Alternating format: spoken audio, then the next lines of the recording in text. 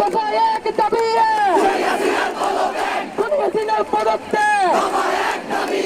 প্রধানমন্ত্রী শেখ হাসিনা এবং তার মন্ত্রিসভার পদত্যাগের এক দফা দাবি ঘোষণা করেছে বৈষম্য বিরোধী ছাত্র আন্দোলন। সংগঠনটির সমন্বয়ক মোহাম্মদ নাহিদ ইসলাম ঢাকায় কেন্দ্রীয় শহীদ মিনারে এই ঘোষণা দেন।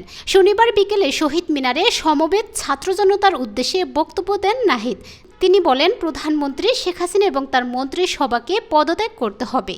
এক দফা ঘোষণাপত্রে বলা হয়, যেহেতু বর্তমান সরকারের নির্দেশে নির্বিচারে গণহত্যা সংঘটিত হয়েছে, নারী, শিশু, ছাত্র, শিক্ষক, শ্রমিক কেউ এই গণহত্যা থেকে রেহাই পাননি। যেহেতু সরকার এই হত্যাযজ্ঞের বিচার করার পরিবর্তে নির্বিচারে ছাত্র জনতাকে গ্রেপ্তার ও নির্যাতন করছে, যেহেতু সরকারের আইন শৃঙ্খলা রক্ষাকারী বাহিনী মরণঘাতী আগ্নেয়াস্ত্র ব্যবহার করে হত্যাযজ্ঞ সংগঠন করেছে, যেহেতু ছাত্র, শিক্ষক, শ্রমিক, মজুর সহ আপামর জনগণ মনে করছে এই সরকারের অধীনে নিরপেক্ষ বিচার এবং তদন্ত সম্ভব নয়, সেহেতু আমরা বর্তমান স্বৈরাচারী সরকারের পদত্যাগের এক দফা দাবি ঘোষণা করছি। একই সাথে সকলের নিকট গ্রহণযোগ্য ব্যক্তির নেতৃত্বে একটি গ্রহণযোগ্য ও অন্তর্ভুক্তিমূলক জাতীয় সরকার গঠনের দাবি জানাচ্ছি।